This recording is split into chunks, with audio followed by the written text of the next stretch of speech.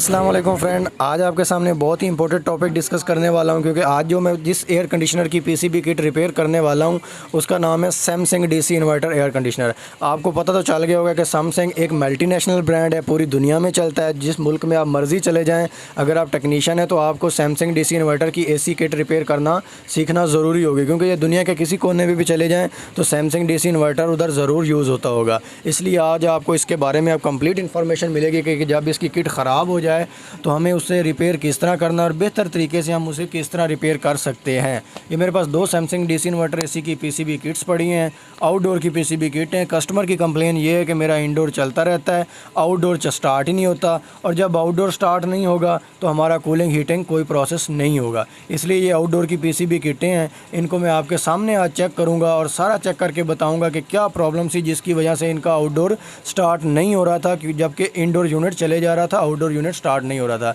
ये जो मैं पीसीबी अब निकालने जा रहा हूँ, इसको कम्प्लीटली चेकिंग प्रोसेस आपको बताऊंगा कि इसका आउटडोर है जो वो क्यों नहीं स्टार्ट हो रहा, क्योंकि आउटडोर यूनिट को इस पीसीबी किट ने स्टार्ट करवाना होता है। अगर ये पीसीबी डेड हो जाए या कोई एरर दे दे तो हमारा आउटडोर यूनिट स्टार्ट नहीं होगा और ऐसी कोई भी फंक्शन ऑपरेट नहीं करेगा, यानी कूलिंग या हीटिंग कुछ भी नहीं करेगा। इसलिए ये पीसीबी किट रिपेयर करना हमारे लिए बहुत ज़रूरी होगा, क्योंकि अब मैं आपके सामने ये देखें, इसे सारा आपको बताऊंगा कि इसमें क्या फॉल्ट था जिसकी वजह से हमारा आउटडोर यूनिट नहीं चल रहा था।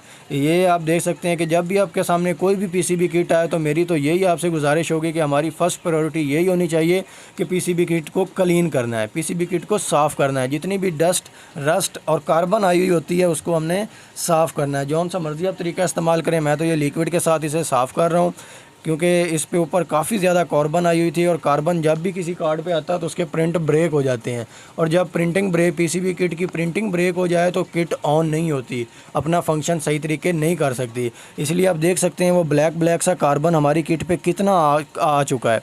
जब ये ब्लैक कार्बन हम साफ़ नहीं करेंगे तो हम अगला जो प्रोसेस है उसे डिस्कस नहीं कर सकेंगे। और मैं उम्मीद करता हूँ कि जब भी मैंने कोई किट रिपेयर की तो 70% चांसेस क्लीनिंग के ही होते हैं, कि जब आप क्लीन करते हैं तो साफ़ करते तो हमारी किट इंशाल्लाह ओके हो जाती है।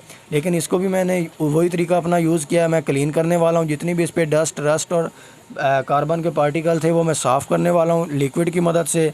और जब साफ़ करूँगा तो हमारे जो इसमें प्रिंटिंग थी, पीसीबी किट की प्रिंटिंग थी जो ब्रेक हो चुकी थी, जिसकी वजह से हमारा पीसीबी किट ऑन नहीं हो रही थी, तो वो जब कनेक्टेड हो जाएंगे आपस में, ये देख सकते हैं उसको जितना भी कार्बन था उसे साफ़ कर रहा हूँ। और जब साफ़ करूँगा तो उसकी मदद से हमारा जो प्रिंट है वो आपस में जुड़ जाएंगे, और जब प्रिंट जुड़ जाएंगे, कनेक्टेड हो जाएंगे, हमारे वोल्टेज एक सर्किट से दूसरे सर्किट में ट्रांसफ़र हो सकेंगे, तो हमारा जो कार्ड है वो उम्मीद करूँगा कि ओके पोजीशन में आ जाएगा। आपके सामने ये मैं दोबारा इसे क्लीन करने वाला हूँ और क्लीन करके बताता हूँ कि हमारा कार्ड जो है वो अभी ऑन होता है या नहीं होता। सबसे पहले इसका मैं क्लीनिंग प्रोसेस स्टार्ट कर रहा हूँ अभी।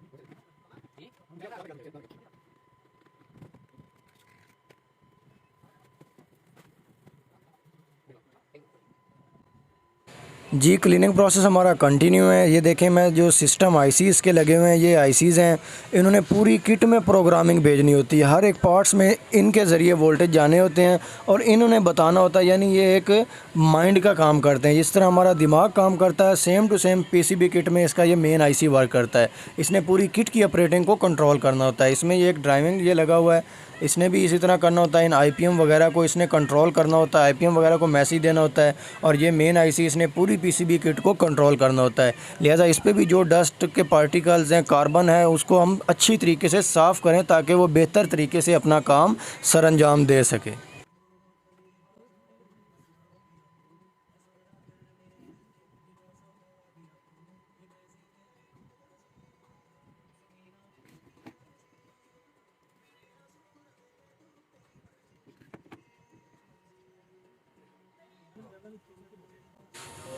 कुछ हमारे आईसीज़ वगैरह ऐसे होते हैं जिनको हमने सोल्डर गन की मदद से उन पे जितना कार्बन वगैरह होता है उसको साफ़ करना होता है। उन आईसीज़ को हम ये सोल्डर गन की मदद से, यानी अच्छी तरीके से, यानी उस पे जितना भी कार्बन आया होता है उनको सोल्डर गन की मदद से साफ़ भी करते हैं। इससे ये होता है कि हमारे जो प्रिंट ब्रेक हुए होते हैं वो भी इससे ठीक हो जाते हैं, वो सोल्डर की मदद से आपस में जुड़ जाते हैं। जितने भी आईसीज़ आपकी रेंज में हों जिस पे आप देखें इस पे कार्बन है या इस पे ये मसला या इसके प्रिंट टूट चुके हैं, तो उसके आपने सोल्डर गन की मदद से प्रिंट को कनेक्टेड कर लेना है और उसके जितने भी कार्बन लगा हुआ है सोल्डर गन की मदद से आपने उसे साफ़ कर लेना है। जिस तरह आप देख सकते हैं, जिस तरह ये मैं कर रहा हूँ। मुझे भी यहाँ पे काफ़ी कार्बन नज़र आ रहा था, जिस पहले मैंने लिक्विड से साफ़ किया, लिक्विड से साफ़ वो नहीं हुआ, उसके बाद मैंने सोल्डर गन से उसे रीसोल्ड कर दिया। रीसोल्ड करने का सबसे बड़ा फ़ायदा ये है कि हमारी जो सोल्डरिंग होती है वो ताज़ा हो जाती है और जो वोल्टेज हैं वो अच्छी तरीके से एक सर्किट से दूसरे सर्किट में पास हो जाते हैं। इसलिए मैं इसे सोल्डरिंग करना अच्छा समझा, तो मैंने जितने भी आईसीज़ लगे हुए थे उन्हें रीसोल्ड कर दिया।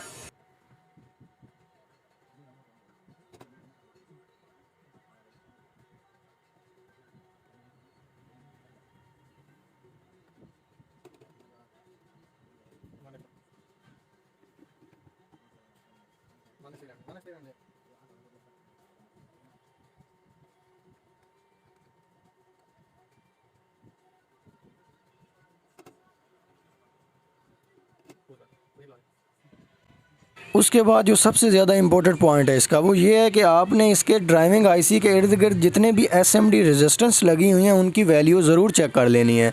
इनमें से अगर कोई भी रेजिस्टेंस डी वैल्यू या ब्रेक हो चुकी होगी तो हमारा जो कंप्रेसर है वो स्टार्ट नहीं होगा, क्योंकि आप देख सकते हैं कि जो कंप्रेसर ड्राइवर आईपीएम लगा हुआ है उसके साथ जो वो छोटा आईसी लगा हुआ है उसके इर्द गिर्द जितनी भी एसएमडी रेजिस्टेंस वगैरह हैं वो मैं चेक कर रहा हूँ। उनको चेक करना बहुत ज़रूरी होता है क्योंकि वो बारीक से पार्ट्स होते हैं एसएमडी, और जब वो ब्रेक हो जाएं या ख़राब हो जाएं तो हमारा फिर भी फंक्शन सही तरीके से ऑपरेट नहीं होता, यानी हमारा कंप्रेसर स्टार्ट नहीं होगा। उसको आपने डिजिटल मीटर की मदद से आपने सारा चेक कर लेना है कि वो कितनी वैल्यूज़ दे रही हैं, या कोई ब्रेक तो नहीं हो चुकी, या कोई इन्फिनिटी पे तो नहीं चली गई। इन्फिनिटी वैल्यू का मतलब ये होता है कि लामहदूद वैल्यू शो करना स्टार्ट कर देती हैं। जब रेजिस्टेंस को ओवर वोल्ट लगते हैं तो रेजिस्टेंस इन्फिनिटी पे चली जाती है।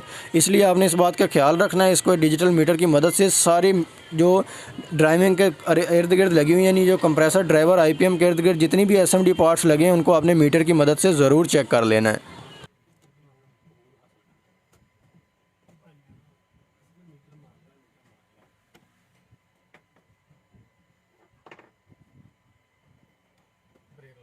मैंने इसको मीटर की मदद से सारा ओवरऑल चेक कर लिया, मुझे इसकी सारी रेजिस्टेंसें बिल्कुल ओके लगी। अब मैं इसे चेक करने लगा हूँ कि आया कि हमारा ये जो यूनिट है, ये मेरी पीसीबी किट है, वो लाइट ऑन करेगी तो मुझे ये पता चल जाएगा कि मेरी ये पीसीबी किट ओके हो चुकी है। मैं ये सीरीज़ में लगाने लगा हूँ इसे 220, ये आप देख सकते हैं इसकी लाइट ऑन होगी और मुझे उम्मीद है कि मेरा ये कार्ड अब आउटडोर यूनिट में जब लगेगा तो उधर जाके भी चलेगा, क्योंकि इसने अपनी लाइट ऑन कर दी है और ऑन हो चुका है, जो कि ये पहले डेड था। वीडियो पसंद आई हो तो चैनल को सब्सक्राइब ज़रूर कर दीजिएगा ताकि मैं इसी तरह की इन्फॉर्मेटिव वीडियो आपकी खिदमत में लेके पेश होता रहूं। तो आपने चैनल को सब्सक्राइब, कमेंट सेक्शन में अपनी राय का इज़हार ज़रूर करना।